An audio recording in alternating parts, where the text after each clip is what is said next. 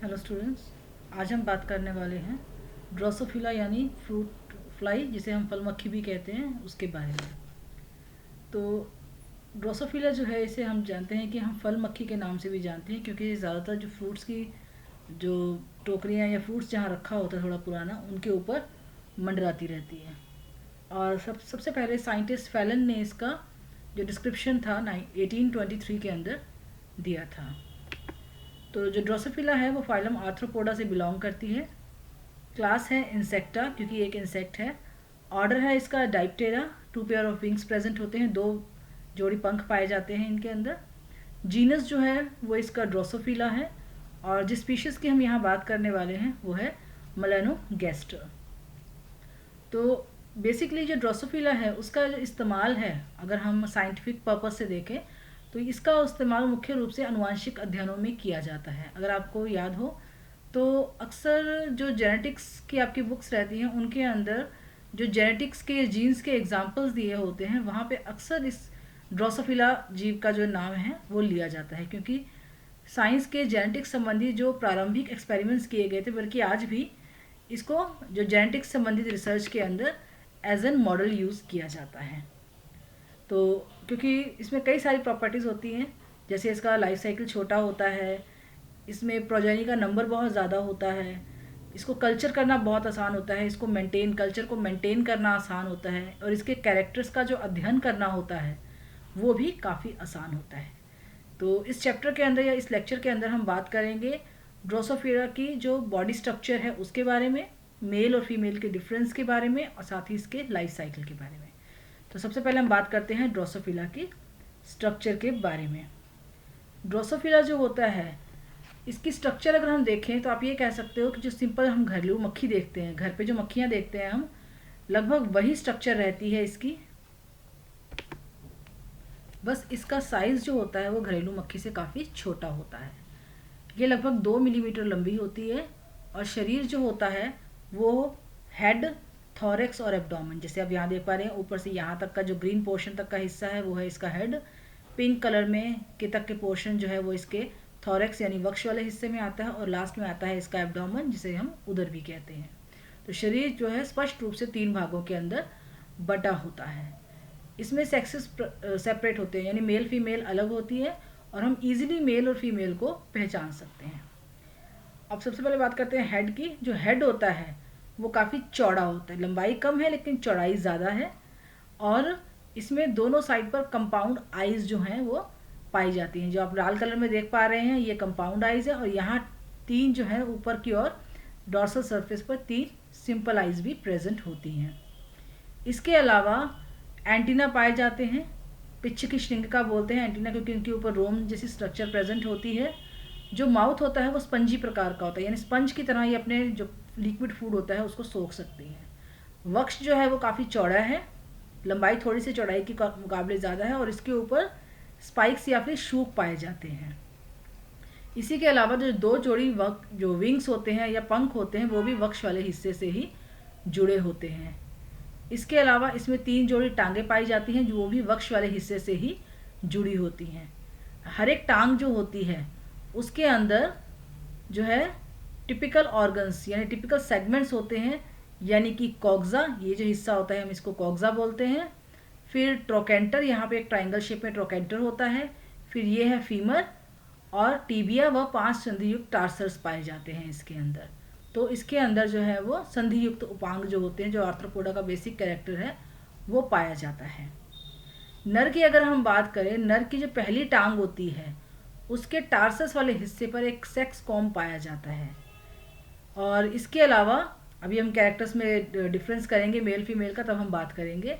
फिर इन दोनों के ही अंदर, मेल और फीमेल दोनों के अंदर, जो एब्डोमेन होता है उसके ऊपर dark green colour, black colour की जो है लाइंस पाई जाती हैं, पीले और काले रंग की हमेशा लाइंस नज़र आती हैं हमें। तो अब हम बात करते हैं मेल और फीमेल के डिफरेंस की, कि क्या अंतर पाया जाता है दोनों के अंदर। यहाँ हमारे सामने डायग्राम के अंदर फीमेल और मेल दोनों ही जो ड्रोसोफिला हैं वो दिखाई दे रही हैं। पहली बात है कि जो फीमेल, जैसा आप देख भी पा रहे हैं, फीमेल ड्रोसोफिला का साइज़ मेल ड्रोसोफिला से थोड़ा ज़्यादा लंबा होता है, यानी फीमेल की लंबाई मेल से ज़्यादा होती है। दूसरा कैरेक्टर है कि फीमेल का जो एब्डोमेन होता है वो ज़्यादा लाइट कलर का नज़र आता है, जबकि मेल का डार्क, क्योंकि जो मेल में जो बैंड्स होते हैं वो काफ़ी पास पास होते हैं, जो ब्लैक कलर के बैंड्स होते हैं, जबकि फीमेल में थोड़ा दूर दूर होते हैं, जो बिल्कुल पोस्टीरियर एंड होता है उसके बैंड्स की बात कर रहे हैं हम। तो फीमेल में ये काले रंग की पट्टियाँ दूर दूर होने से हमें ब्लैक और येलो दोनों कलर्स नज़र आते हैं, जबकि मेल के अंदर ये काली पट्टियाँ बहुत ज़्यादा नज़दीक होने से या लगभग मर्ज हो जाने के कारण हमें इसका जो पोस्टीरियर एंड है वो लगभग ब्लैक कलर का नज़र आता है।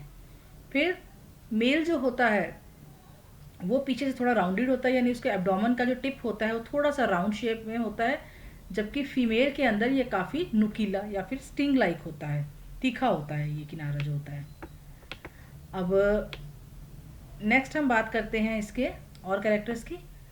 उधर में जो फीमेल होती है उसमें हमें 7 खंड क्लियर नज़र आ रहे हैं, 1 2 3 4 5 6 और 7 हमें सेगमेंट्स नज़र आ रहे हैं, जबकि मेल में हमें 5 खंड 1 2 3 4 और 5 ही खंड स्पष्ट रूप से दिखाई देते हैं।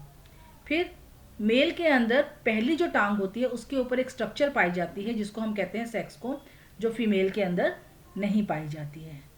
फिर मेल के अंदर क्लैस्पर शिशन पाया जाता है, जबकि फीमेल में योनी प्लेट जो होती है वो पाई जाती है इसके अंदर, यानी मेल में क्लास्पर्स हैं जबकि फीमेल में क्लास्पर्स नहीं होते हैं इसके अंदर। ठीक है, प्लेट्स पाई जाती हैं, वेजाइनल प्लेट्स होती हैं जो कि फीमेल में पाई जाती हैं। तो आप आसानी से मेल और फीमेल को एक दूसरे से अलग पहचान सकते हैं। दोबारा देखिए, फीमेल ज़्यादा लंबी है, मेल का साइज़ छोटा है। फीमेल का जो एब्डोमेन है वो येलो कलर का नज़र आता है, जबकि मेल का जो एब्डोमेन है वो थोड़ा डार्क कलर का नज़र आता है एंड पर। फीमेल का एब्डोमेन में 7 बैंड्स नज़र आते हैं या फिर 7 सेगमेंट्स होते हैं, मेल के अंदर 5 होते हैं। फीमेल में सेक्स कोम नहीं पाया जाता, मेल के अंदर सेक्स कोम पाया जाता है। इसके अलावा मेल के अंदर क्लास्पर्स पाए जाते हैं, जबकि फीमेल के अंदर जो वेजाइनल प्लेट्स हैं वो पाई जाती हैं। नेक्स्ट हम बात करेंगे इसके लाइफ साइकिल के बारे में। तो इसके लाइफ साइकिल में आप देख पा रहे हैं कि ये अडल्ट फीमेल फ्लाई है जो कि एग ले करती है। लगभग 1 दिन के अंदर इस एग के ले होने से या उसके एग से एक हैचिंग होती है, जिससे फर्स्ट इंस्टार लार्वा, यानी जो पहली अवस्था निकलती है लार्वा की, उसे हम नाम देते हैं फर्स्ट इंस्टार लार्वा। ये फर्स्ट इंस्टार लार्वा जो है 2 दिन के अंदर जो है सेकंड इंस्टार लार्वा के अंदर मोल्ट हो जाता है, यानी फर्स्ट मोल्टिंग के बाद, पहली बार तो हैचिंग हुई, दूसरी बार मोल्टिंग हुई, फर्स्ट मोल्टिंग के बाद first instar larva second instar larva में बदल जाता है, और फिर ये सेकंड इंस्टार लार्वा और 2 दिनों के बाद सेकंड मोल्टिंग के साथ ही थर्ड इंस्टार लार्वा में बदल जाता है। तो यानी first instar larva, second instar larva और third instar larva, 3 instar larvas पाए जाते हैं। फिर लगभग 2 दिनों के अंदर ये जो इंस्टार लार्वा होता है ये प्यूपा के अंदर बदल जाता है। जो इसका लार्वा होता है वो उसको मैगेट कहते हैं या ग्रब कहते हैं। ये 4 से 5 मिलीमीटर लंबा होता है, वो क्रीम कलर का होता है। और जो प्यूपा होता है, प्यूपा किसी ड्राई जगह के ऊपर बनाया जाता है या ड्राई जगह से चिपक जाता है, और ये लगभग ओवल या अंडे की शेप का ही होता है, जिसके ऊपर ब्राउन कलर के अंदर हमें एक कवरिंग सी बनी नज़र आती है जिसको हम नाम देते हैं प्यूपेरियम। ये एक तरीके से इसकी निष्क्रिय अवस्था होती है, यानी हमें इसमें कोई भी गति नज़र नहीं आती है, और इसी के अंदर जो प्यूपा है वो डेवलप होता है और इमिगो या फिर एडल्ट में कन्वर्ट होता है। मेटामॉर्फोसिस या जो परिवर्तन होते हैं उसकी मेटामॉर्फोसिस के थ्रू जो है, कायांतरण के थ्रू, ये 3 दिन के अंदर एडल्ट मेल या फीमेल जो भी बनना है उसको उस फ्लाई के अंदर कन्वर्ट होता है। तो लगभग आप देख पा रहे 1 दिन यहाँ, 2 दिन यहाँ, 2 यहाँ, 2 यहाँ और 3 यहाँ, कुल कितने दिन हुए? 10 दिन। 1 3 5 7 और 3 10 दिन के अंदर जो ड्रोसोफिला होती है उसका जो लाइफ साइकिल है वो कंप्लीट हो जाता है।